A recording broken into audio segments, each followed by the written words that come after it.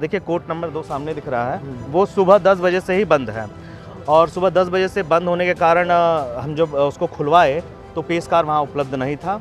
पत्रावली के बारे में पता किया तो पत्रावली भी उपलब्ध नहीं है यहाँ पर। और जब यहाँ पर पता किया गया कि एसडीएम साहब से, नायब साहब से, एडीएम साहब से, तो बहुत ज़्यादा वार्ता के बावजूद वो कहे कि भाई जिसके न्यायालय का है वही इसको इंडोर्स कर सकते हैं, हमारे बस का नहीं है। और हमें इनकी बातों से लग रहा है कि केवल मामले को ताला मटोल कर दिया जा रहा है और ये बताया गया है कि ये छप्पर और बाउंड्री वॉल के रूप में जो है अवैध कब्जा है। इसके अंदर में भवन का कोई जिक्र नहीं है और न भवन अवैध कब्जे में है। देवरिया में जमीनी विवाद के बाद हुई हत्या के मामले में आए दिन नए मोड़ सामने आ रहे हैं। मामले पर राजस्व की टीम ने प्रेमचंद यादव के भवन पर बेदखली की कार्रवाई के लिए नोटिस चस्पा किया था और 7 अक्टूबर तक कक्ष संख्या 2 में आपत्ति दाखिल करने का वक्त दिया था। अब इस मामले को लेकर जब प्रेमचंद यादव के परिवार के अधिवक्ता ने तहसील जाकर अपनी बात रखनी चाहिए तो उनके साथ वहां जो कुछ हुआ वो हैरान कर देने वाला है। प्रेमचंद यादव के वकील ने आरोप लगाया है कि उन्होंने एसडीएम, एडीएम और बाकी अधिकारियों से बात करने की कोशिश की, लेकिन किसी ने उनकी मदद नहीं की। सब उस पक्ष को टालने की कोशिश कर रहे हैं।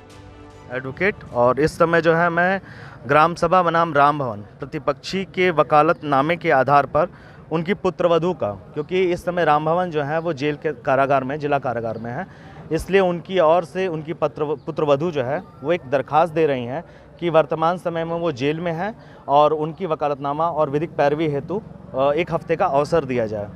लेकिन यहाँ तहसील में जब आपत्ति पत्र तैयार करके सुबह 10 बजे से देखा गया तो तहसीलदार, देखिए कोर्ट नंबर 2 सामने दिख रहा है, वो सुबह 10 बजे से ही बंद है और सुबह 10 बजे से बंद होने के कारण हम जब उसको खुलवाए तो पेशकार वहाँ उपलब्ध नहीं था।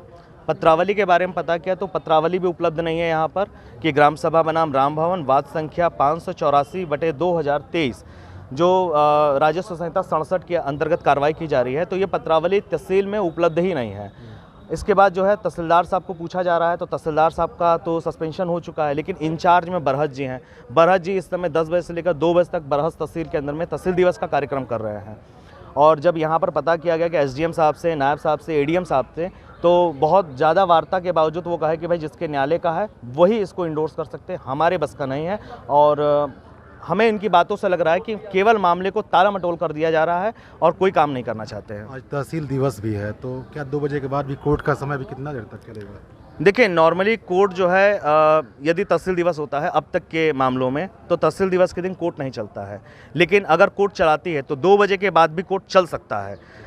हमारा इंतजार 2 बजे के बाद भी रहेगा कि कोई यहाँ पर तहसीलदार, चाहे इंचार्ज हो चाहे कोई और अधिकारी हो, जो इस एप्लीकेशन को इंडोर्स करके विदिन अ वीक का समय दे कि जेल कारागार से विधिक रूप से वकालतनामा दस्तखत करा के इनका पक्ष रखा जाए। राम भवन का, क्योंकि जेल में जो व्यक्ति है वो कोर्ट को स्पष्ट मालूम है और उनको इन्फॉर्मेशन दिया जा रहा है उनके एफआईआर के कारण, और उनकी पुत्रवधू जो है वो बता रही है कि वो जेल में है, इसलिए उनकी विधिक पैरवी उनके मार्फत जिला कारागार से वकालतनामा दस्तखत करने के बाद ही हो सकता है। ये कितना जमीन का है अतिक्रमण से बताया जा रहा है?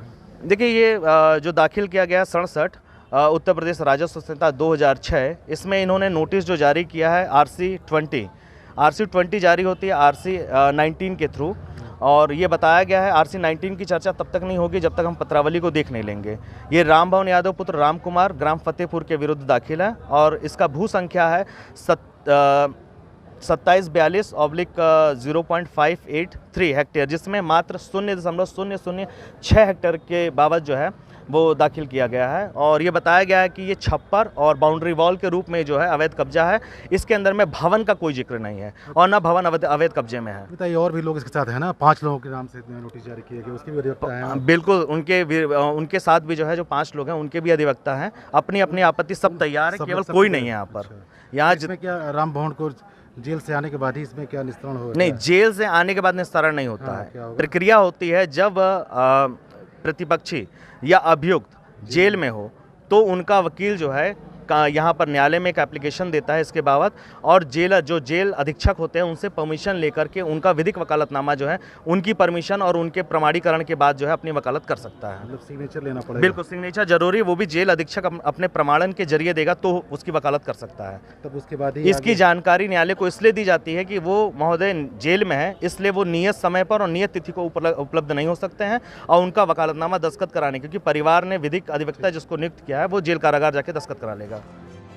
बता दें कि देवरिया में 2 अक्टूबर की सुबह जब प्रेमचंद यादव को गांव में ही रहने वाले सत्यप्रकाश दुबे के घर बातचीत के लिए बुलाया गया तो उसके बाद उनकी हत्या कर दी गई, जिसके बाद आक्रोशित भीड़ ने सत्यप्रकाश दुबे के परिवार पर भी हमला कर दिया।